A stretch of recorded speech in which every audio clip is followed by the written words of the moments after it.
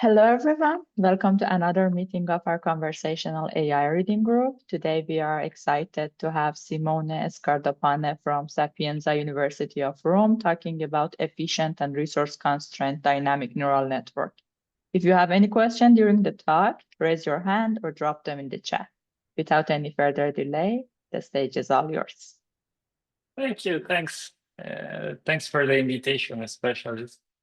So I would like to talk to you about a theme, the topic that we have been working a lot over the last couple of years. And I don't know how, it's actually not strictly related to audio in the sense that we only touch the audio part, let's say tangentially as a possible application, but I think it's even better for this kind of reading group because it's and there's a lot of potential ideas or collaborations, I think.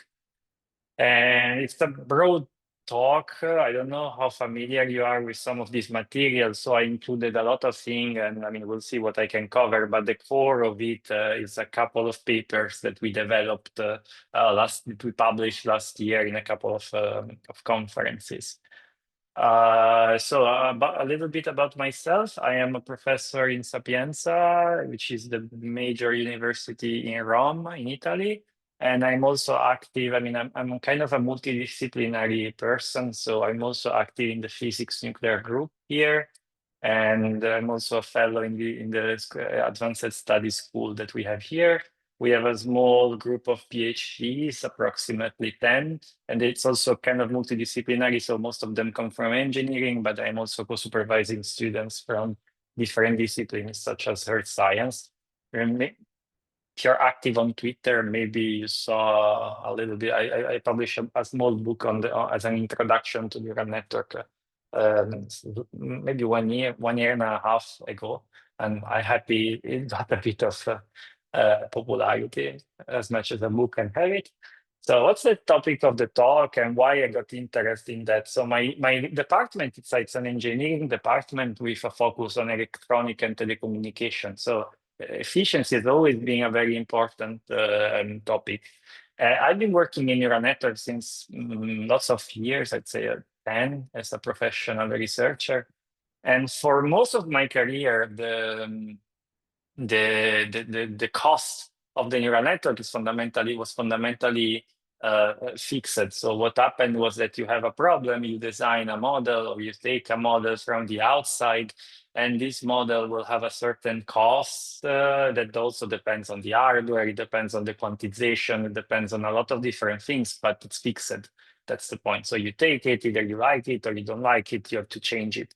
There's fundamentally nothing you can do. And there's a lot of studies, shouldn't surprise you that this cost is actually pretty big in a lot of contexts. So if you work, for example, with image, you need to generate images, if you need to caption images, if you need to recognize audio, the total cost consumed for the inference part can be actually quite significant. And I would argue also wasted because I think you're familiar with this, but even if you use ChatGPT, most of the time, maybe sometimes you ask very complex questions, sometimes you ask very simple questions, sometimes you need to transcribe audio that is super clean, sometimes you need to transcribe audio that is noisy with a lot of backgrounds. Of course, these are different.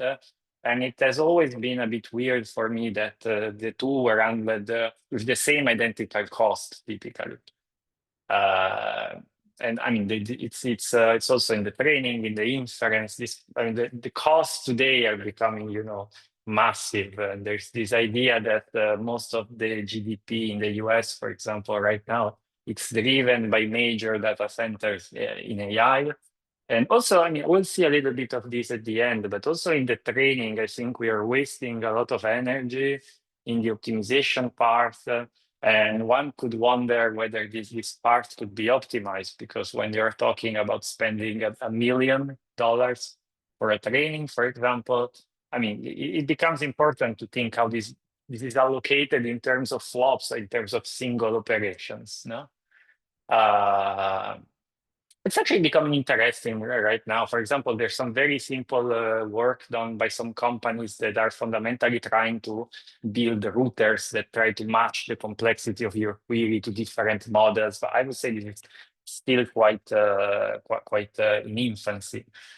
Now, what has changed over the last, just as an introduction, over the last year is that it turns out we have devoted a lot of time to making these computational costs not slower, but higher and higher. And so I mean, we are all familiar today with this kind of reasoning large language model that provides a reasoning trace, for example. And it's actually quite related to what I would like to talk to you about. So you know that a reasoning model is fundamentally a reasoning. You take an existing language model that you have, and what happens in most of the cases is that you fine tune it with some variant of reinforcement learning to make it into a so-called reasoning model.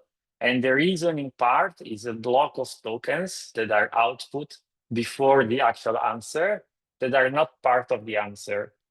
So they are the reasoning trace of the model, and it's very nice thing because most of the time you can read this reasoning trace, but it's actually a very interesting thing because we know today that there are some sort of scaling laws in this kind of inference time compute. So the more token you are able to devote to an answer at inference, the better your performance, especially in very complex tasks. So that's a little bit, if you want, the core of this idea of reasoning. So that there are some very difficult tasks, and if you are able to force the model to give more and more computation to that specific answer, that its answers are somehow improving. And you see, from the point of view of computational cost, it means that now you can try to take any model. Mostly people are doing it on large language models, but there are some experiments also for other type of models where you can fundamentally make this computational cost go higher and higher. I mean, by the limit of how well your reinforcement learning model works, how good your data is, et cetera, you can move across this axis now on the upward sense. So you can upscale your inference cost. So if you have the capability, and you can get some improvement. Now, what I find interesting is that it actually connects to a lot of things we were doing, because a lot of researchers are now, a very big, interesting line of research is to explore whether this reasoning part can be moved not on the external side of the model, so on the token side, because this is an idea that in a sense is very limited it's kind of limited to this kind of token-wise models, large language model, but actually you can try to move this idea on the inside of the model. I don't think it has a constraint, a given name yet, but some people call it intrinsic reasoning or intrinsic test time scaling. But the idea is that you take a fixed model and you make it into a model that can expand more computational costs by, for example, looping a certain set of layers, repeating some layers, combining some layers. Most of the strategies that the people are using at the beginning were very simple. So you repeat some layer, etc. But it's actually very connected to what I will show you, in the sense that if you want to make this process adaptive, you eventually need to design some ways of choosing, for example, how many times you loop a given layer, how many times you loop a given block, which block you loop, you skip, etc. So I think we are kind of converging between this part and the part, we have this, I'll skip this one for now, the time that I would actually like to talk to you about, which is on the other side of the spectrum, which is, can we take a fixed model that we find online and dynamically reduce its computational complexity? So for me, dynamically, it's really the important thing, because there are a lot of ways you can reduce the dimensionality of the model. There's quantization, there's knowledge distillation, there's other strategies, but they are fixed in the sense that you do that, you do knowledge distillation, you end up with a smaller model, and you keep your smaller model, and that's it. What I like is that the model should be able to do that dynamically. Exactly like if you have a computer, you are not running the computer at 100% power all the time. So test time scaling, it's like overclocking the computer. But in practice, what you would really like to do is keeping it, let's say, as low as possible and using the power only when you need it. I mean, my one possible example that I like to make is that you have a drone that is running around and the battery is exhausting.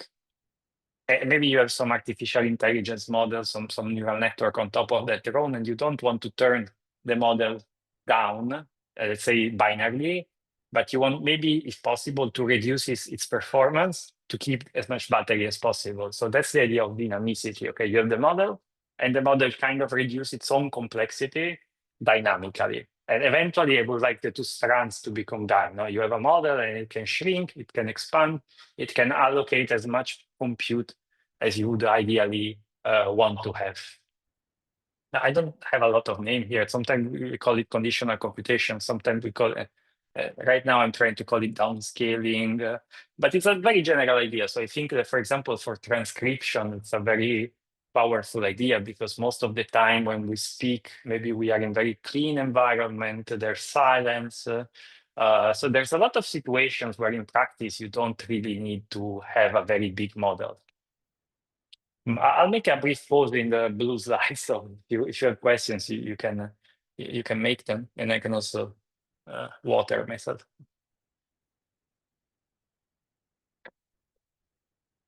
So there's a lot of actually motivation for this downscaling, and I just wanted to collect some of them here because some of them are actually really interesting. So there's this idea that models are fixed in a certain sense, sequential with residual connections.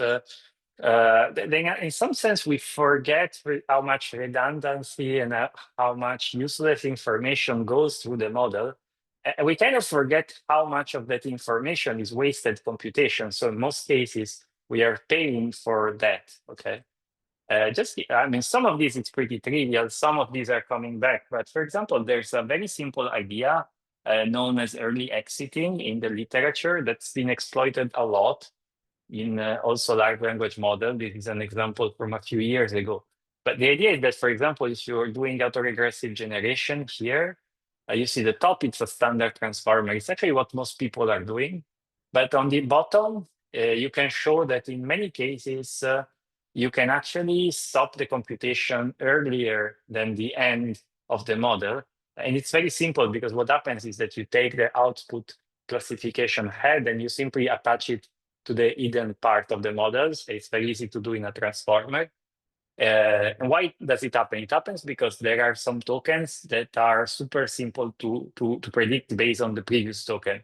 So, for example, if you're talking about soccer, I mean, if I'm saying Rome, and the continuation will be Roma, which is the soccer team here in Rome. So there's some tokens that are super easy and some tokens that are much harder, and you don't want to do the same computation on both. So in some cases you stop. And what is very interesting, especially interesting for me, is that a lot of these papers show that it's actually very easy to do that, even to plug this conditional computation mechanism on top of the model itself. So for example, before the paper was showing, one of the papers I show you was simply claimed that you could loop a layer to make the model work better. Here, this paper was claiming that you can simply stitch the classification block in an early layer, look for the entropy fundamentally. So you check whether the entropy of the prediction is higher or lower than a certain threshold. And you use this metric without any fine tuning, without any, let's say, adjustments to exit early. It's really easy to implement, tricky, let's say, maybe to implement it in a very, very efficient way. But you can gain immediately up to 40, 50% of your computation just by doing this very simple thing. There's a lot of this idea running around. For example, there was this paper last year with this very provocative name, a transformer layer as painters, that show that most of the layers in a transformer are weird in a sense that sometimes you can put them in parallel, sometimes you can loop them, sometimes you can reverse them, you can change them, take them out, skip them.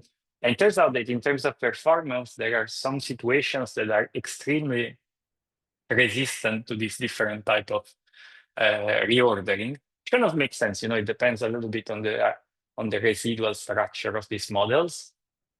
But then you can actually, let's say, if you take this idea of downscaling seriously, you can start to become a bit more, let's say, advanced. Okay, so for example, instead of simply skipping a layer based on some external metric, you can start to design fine-tuning or training methods that are able to dynamically choose this. For example, a very famous paper from a few years ago called T5. And the idea was that you could take your model and split some of the blocks into a simple block and a much complex block. And then you add a routing mechanism here that could select which of the two blocks you activate at the test time. And the idea is that at training time, you try both by a weighted combination, and then at test time, you binarize this decision, and you can decide adaptively whether to use the heavy part or the light part. And you see that you automatically get significant improvement in terms both of performance and speed. And it's kind of easy to make these modifications. It's just 2 or 3 lines of codes to do that during the fine tuning. Actually, we're getting more and more sophisticated. For example, there's this extremely successful paper from DeepMind from last year called Mixture of Depth, where they kind of combine all these ideas. So they design a model where a token, when it's going through the network, can automatically skip a layer by a small router here that is trainable, or go through the block. And you see, these are the routing decisions. So if you look, for example, here it's telling you for a given element of the sequence how many layers were activated. And they show that you can get incredibly strong performance improvement combined with time improvement. Okay, so I find it quite interesting because here they're doing very simple technique. So you just teach some router where the output of a router is just an identity decision. So you're deciding whether you want to go on the residual path or not. And you are immediately showing that you can gain a lot of savings, energy savings, for example, for free, meaning that most of what you were doing before was kind of useless. Okay. And then there's a lot of this going around. For example, you can do that. You can be ingenious. You can do that in the embedding part. So there's this work on Matryoshka embedding, where you design an embedding that is a nested combination of smaller and smaller embeddings. So they're nested one on top of the other. And then depending on what size of embedding you activate, you can fundamentally, by this mix and match algorithm, you can fundamentally have models that are of every possible computational complexity, from the simplest one to the complete one here in inference, you see. So it's kind of interesting, especially for the type of things we do, where maybe we put things on smaller devices, or you want them in a telecommunication setting, or you want them in situation where the network is stressed. So there are situations where you want to really reduce the computation and keep as much as possible the complexity, and you don't want to switch to another model. Okay. And finally, that's the last motivation, is that this kind of model, and it connects to a different brand of work we do, but it's the interpretability part. A lot of these techniques are actually very interesting from the interpretability point of view, because once you start to allocate different amount of computations to different tokens, for example, the amount of computation becomes a proxy for how useful that token is. So if there's a token and the token is processed by all the layers, it's a very important token. If it's a token that is ignored by most layer, it's a useless token. And for example, this is a work where they were doing token selection. So it's a similar idea, but you, instead of early exiting the entire sequence, you early exit only single tokens.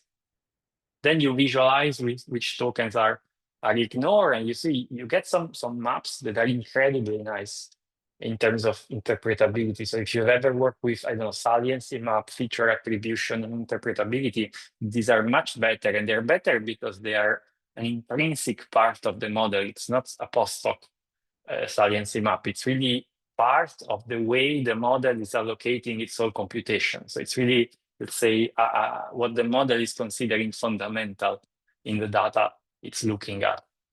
Okay, so I mean, this was a very broad set of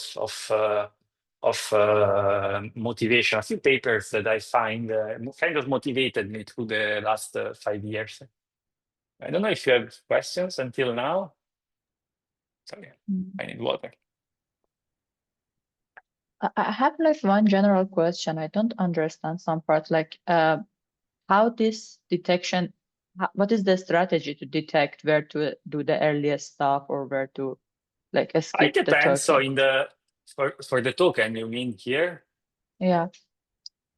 What happened in this specific paper is that you take a pre-trained vision transformer and you add some additional layers. These additional layers are outputting binary decisions for each token. So you multiply the token by this binary decision. So some tokens are masked and they don't contribute to the next computations. And the trick is that you can, now I'll show you, but there are some relatively simple techniques that allow you to output this binary decision also during training, for example.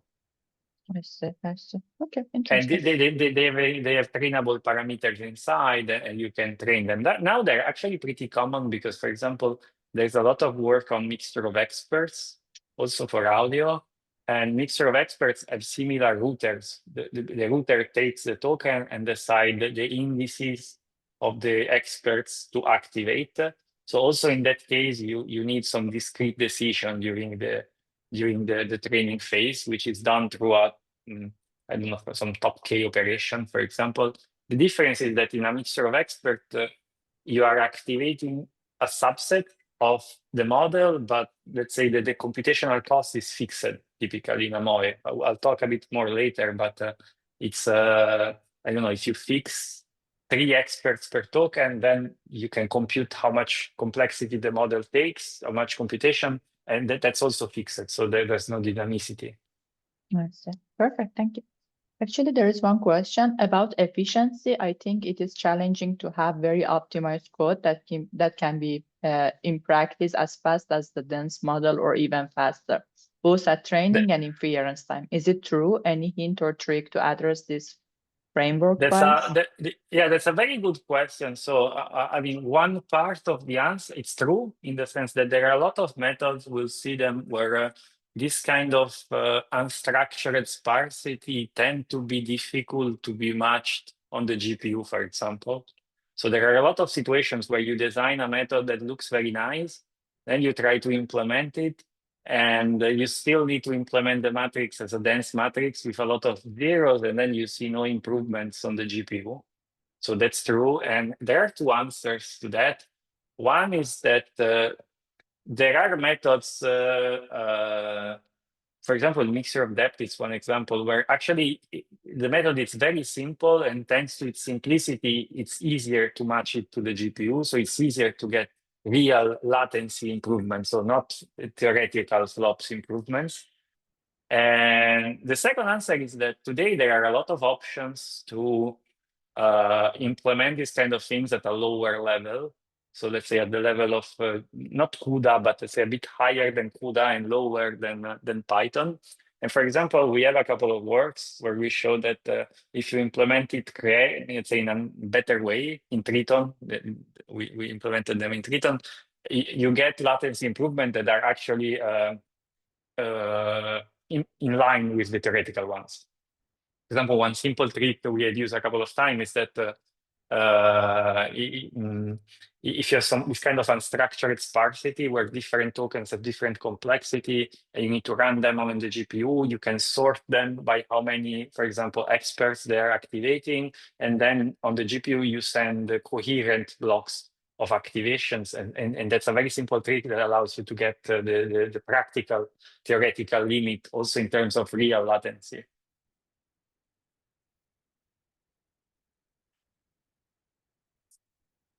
Yeah, I don't know if we're it done. answered, but I think I have a picture, a graph later. Okay, perfect. Yeah, I think we're done with all the questions for this round. So one of the first things, just a digression, but one of the first thing we did a few years ago was to try to categorize all these different type of dynamicity.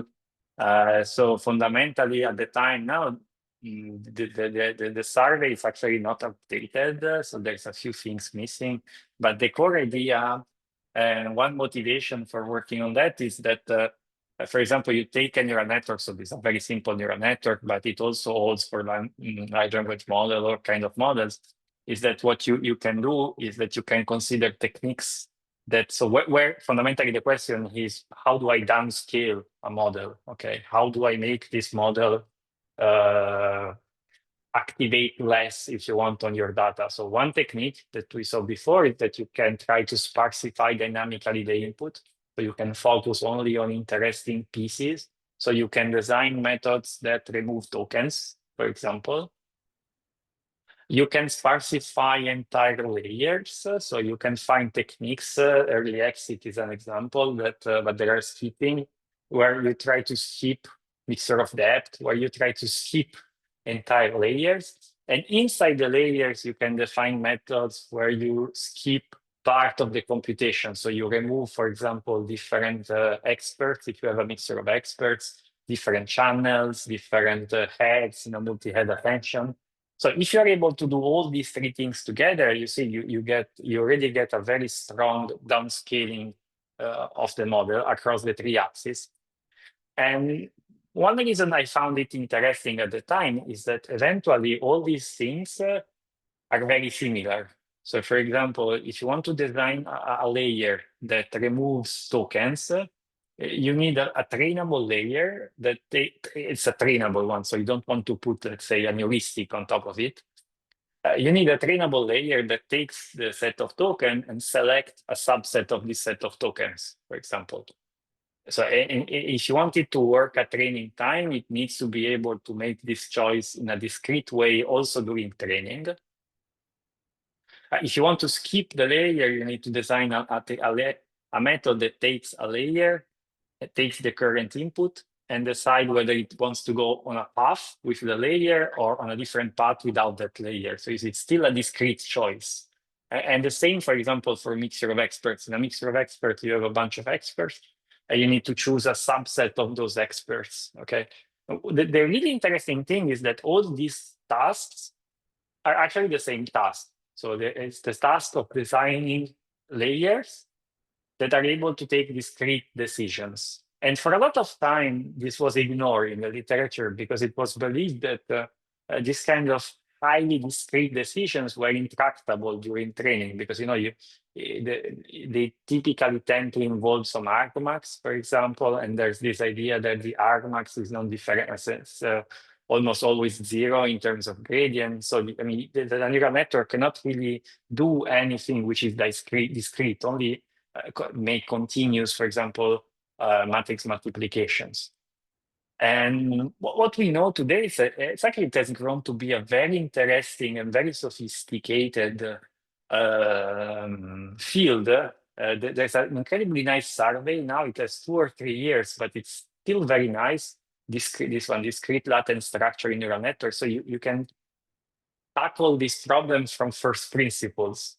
So you can, okay, let's, what I want is a layer that takes a bunch of things, and then neural networks, my layer, I cannot see my, okay, here, my neural network will give me some scores. And then, for example, if I want to select a single one of these, so maybe I want to select, this is 3 tokens, and I want to select just 1 token. I want to take the argmax of this object in order to select it. And my issue is that the argmax is fundamentally non-differentiable, and I cannot do that. And it turns out that today we have an insane amount of solutions to this problem. The simplest one is that this is not really a viable option, but for example, if you replace the argmax with a softmax, you get a vector which is almost binary. And for example, you could try to weight these different options by the different scores and continue with the generation. Although, again, this is not an optimal solution because it's not discrete during training. But it turns out that we have a lot of options to keep this discreteness. And most of the ideas we have actually revolved around keeping the discreteness during the forward pass, but then trying to find some nice gradient estimation when you are going in the backward pass. We have a lot of theory on that. For example, there's a very nice book that came out recently on fundamental of differentiable programming that I've been using a lot. And there are 2 or 3 chapters devoted explicitly to this idea of estimating the gradient of a lot of integers operations. And we can also combine this with sampling. So we can, for example, promote exploration during training by, instead of choosing one single element, which might be suboptimal at the beginning, you can actually select an element which is sampled according to the score given by the neural networks. And again, this is in the middle of the neural network. Okay, so you can have all this kind of sampling through the model. And this is done by some reparameterization trick, but the most famous of it is called the Gumbel Max trick. Maybe some of you know it. It's actually implemented in PyTorch by itself. It's really easy to apply, and it's based on a simple reparameterization of the class of the argmax of the categorical distribution, where the only thing that changes is that before the argmax you add some noise that is given by a very specific distribution known as a Gumbel distribution, and you can show that the output of the argmax now it's a sample from the categorical distribution.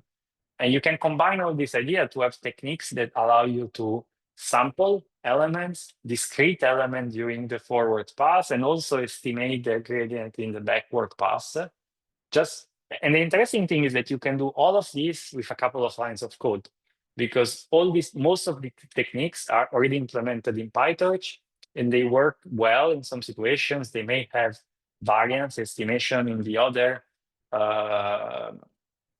And you can actually extend them to very complex situations. It's not been done yet in the conditional computation case, but we have techniques for discrete sampling of subtrees, of graphs, of a lot of different, if you want, discrete structures that are not necessarily a categorical thing in a differentiable way. So you can plug them inside the neural networks themselves. Okay, so this is just, again, very brief digression, but the point is that almost every talk about upscaling and downscaling, either you do some simple heuristic, so it's very simple, or if you want to be serious and you want to include them inside the neural network, it boils down to having layers that can take discrete decisions. And the interesting thing is that there is a very big literature, and we are still exploring it in a very rough way, if you want, especially, I mean, for this downscaling part, we have been doing a lot, but for the upscaling part, for example, the reasoning part, we are still just starting to explore this kind of things. And there's a lot of, let's say, leeway, I think, for making them better and better, because there's a lot of very, let's say, strongly motivated math behind these ideas.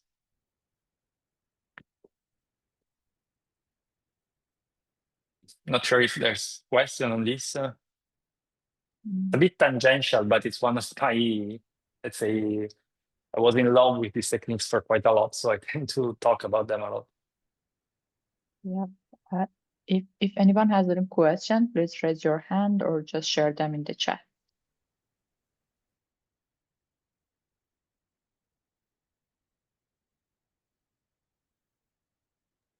Maybe we could continue and then maybe the question comes Okay, after. so Actually, there is one question.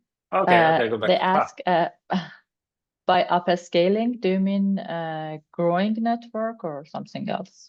No, sorry. Yeah, the names are a bit weird, but by upscaling, I mean this idea that I discussed at the beginning, where you want to do reasoning, but you don't want to do it on the token level. So you don't want to generate this token. You want to do them at the layer level. So you want to take the model and be able to increase the computational cost test time scaling of the but without directly on the network part on the layers.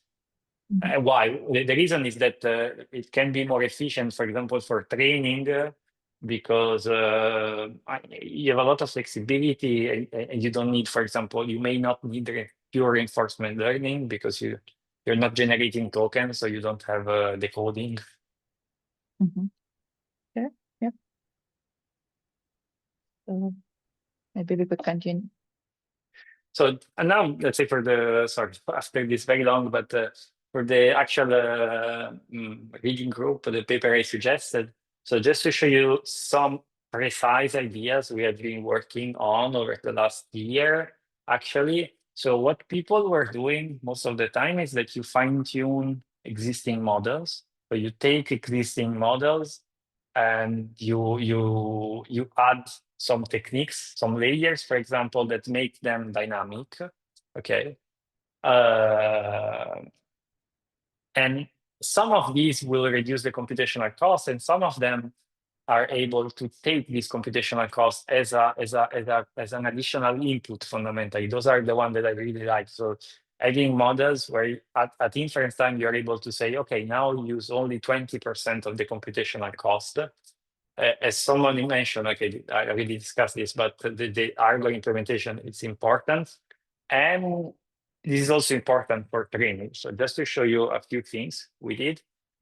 One interesting paper that was published at the Triple AI last year was that we take, for example, an existing model, any kind of existing transformer. We take the MLP blocks most of the time. I mean, we could also do it on other blocks, but the MLPs are more interesting. And what we do is that we take them, we split the MLP into pieces that we order. In this paper, we call them modules, adaptive computation modules, and we add this small router at the beginning. And what happened is that this small router is predicting fundamentally a stopping account of how many blocks you want to activate for each token.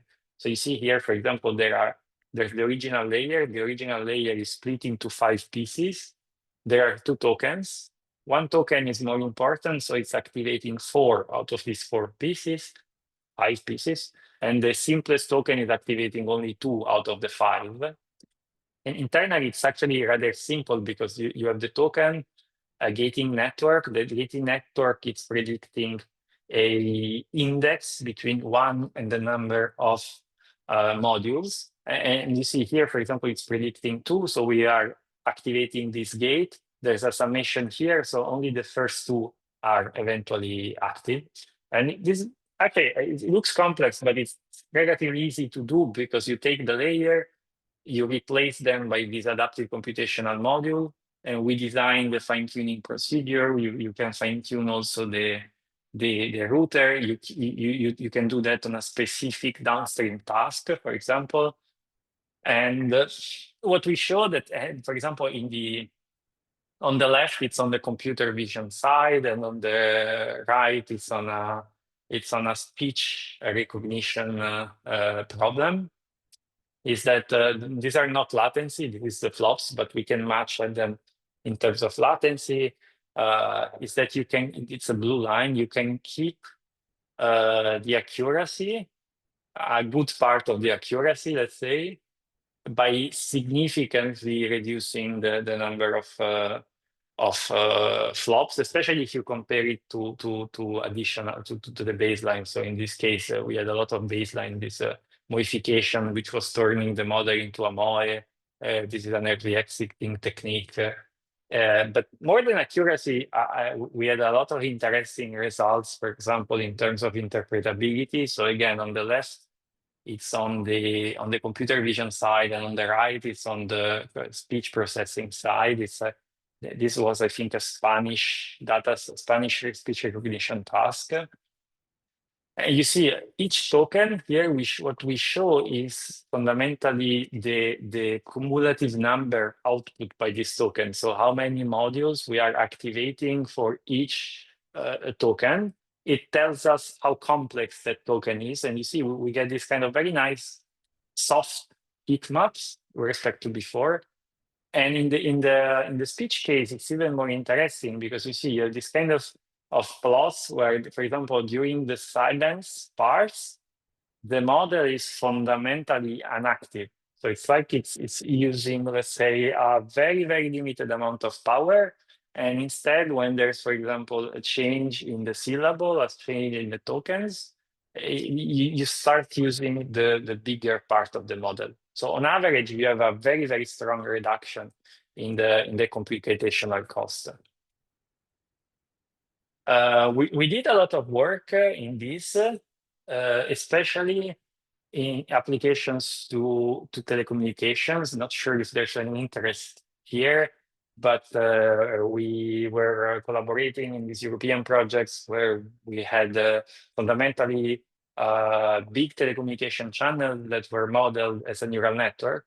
There's a lot of name for that, but they call them semantic communication channels, where there's a neural network that's encoding the data. There's a channel. There's a neural network that's decoding the data, and this channel can have a lot of constraints on bandwidth constraints, for example, or energy constraints. And so we can use these techniques to adaptively reduce, I don't know how much data we are transmitting on the network, and we are matching, let's say, existing a strong telecommunication baseline. You know, what happens in telecommunication is that they have very good information theoretic compressions, but after a certain compression rate, this tend to drop off significantly, while we can, let's say, smoothly go down in terms of performance.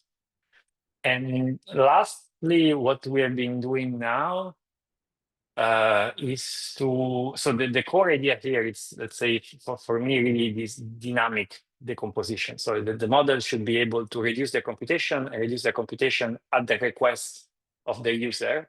And we're trying to extend this idea, and I think it's a really, really exciting field, to the training part. So the idea is that in the training is that if you have a certain computational budget that you want to allocate to the training. So for example, you have, I don't know, 10,000 euros that you want to allocate on AWS. And you have a certain model that you want to train. And fundamentally, the problem is that the budget typically tells you how many mini batches you can process. But actually, our view is that also there's other works exploring this, is that not all mini batches, for example, are equally important. Not all images are equally important. Not all activations are equally important. So you really want to try to skip and reduce as much computation as physically possible in a fine-tuning process. For example, here we were exploring ideas to clusterize the activations and compress elements inside the mini batch across different directions so that you can get a smaller for each mini batch dynamically during training. So I still actually now we publish it. When I was writing this slide, it was not published. So you can find the results in the paper, but it's interesting because you can automatically, dynamically allocate variable compression rates during the training, so that let's say if you have a complete budget, you are able to do more epochs, so you are able to train at a better accuracy. And we actually had some very strong results. It's also in a telecommunication setting. It's a split learning setting, but we are trying to extend it to general fine-tuning, let's say. So that was the end of the presentation. I hope there were not too many topics. I tried to cover most of what we've been doing in this over the last period. Perfect. Thank you. Thanks for the great talk. So maybe we have time for a couple of questions. There is one question in the chat. It is related to triple AI paper. There by token, do you mean one of the patches input to the VIT or not? Yes, and in this case, it's in the example, it's actually we do that for every intermediate MLP in the model. So at the beginning, they are the patches, and as you progress, they are simply, let's say, the block of tokens that go through the network, let's say. And in the audio case, I don't remember which variant we use here, but typically you have a small convolutional block or codec block that transform the audio into tokens. So we repeat that for every token. So actually here, this bar here corresponds to a small, a few milliseconds, let's say, from the original audio, which is a single token. So Mirko, do you want to ask the question? Sure. Can you hear me? Yeah. Yes. Okay, good. So thank you very much, Simone, for your great talk and your summary. Really, really good. I appreciate that. Yeah, actually, right? We already discussed in some time ago, right? Also, my lab recently started working on this field. It's very exciting, but at the same time, it's very challenging, right? So we explore so many ideas in the last few months, but essentially, it's very hard to beat a standard model, right? And also, you have shown some work showing that this is actually a good approach, but it's not like the state of the art, right? So, what do you think we are missing? When you say beta model, you mean in terms of accuracy, right? Yeah.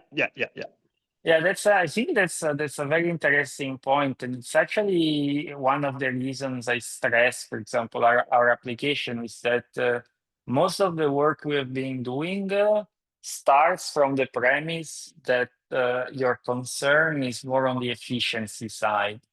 So I mean, I tend to see the accuracy that you have at the beginning as the baseline accuracy, and you don't want to lose accuracy, but you want to increase the efficiency dynamically. So I'm not sure you can. I think it's a good question, but I'm not sure you can design, for example, when let's say when you are removing things from the model. I think it's a bit Uh, different. but you have seen, right? You have shown like some results showing that you can have both like good performance, and Mhm, saving accuracy, mhm, right? Because mhm. in principle, what I see in principle is that allocating just the right capacity to every token, for instance, it's actually appropriate, right? So because allocating too much capacity might be even harmful, right? So in principle, I see that you can have both efficiency and performance, but I don't see that often. So probably In we are in missing early something, right? exiting, they coined it some time ago, but it never took the term overthinking for this behavior you were discussing. Hmm. That you get the correct decision at an early layer, and then it get lost at a lower level. But I think the way we designed the model, with a lot of residual connections, a lot of normalization operations. It makes it very hard for we kind of over optimize the model to avoid single layers being able to reduce the performance, no? So Hmm. it's what happens, I think, is that there's a lot of redundancy, a lot of useless computation, but at the same time, there are also a lot of mechanisms that are counteracting this. So I'm not sure in average you can improve or at least I haven't seen many works, almost no work that significantly improve the performance by this. What I see instead is this kind of thing. So you can get significant improvements by increasing the computational cost. For example, by putting a looping layer, so a layer that is looped multiple times in a nice way. Then there are situations where you actually see improved accuracy. Okay. Yeah. In our case, we see really an important drop of the performance, really significant. So I think we have to work on that. We're working actually, but it's definitely not easy, right? So training this like dynamic neural networks is a big challenge, right? So I'm not sure if we see better results at a scale in terms of data, or there are other bottlenecks. But yeah, in general, it is not easy. So I think there is still a lot of research to do to understand better what is the best way to train a dynamic neural network. What do you think? For me, the really exciting thing will be to join these two. So you have a point, you have an accuracy, computational trade-off. You have the original one, and then maybe you can remove a little bit of accuracy, but significantly decrease efficiency, improve efficiency. Or on the other side, you can improve accuracy, but worsen the efficiency. So I expect to see this kind of sigmoid shape once we are able to combine all these ideas together. It's true that it's really hard to avoid a kind of significant drop after a while. So also in our case, the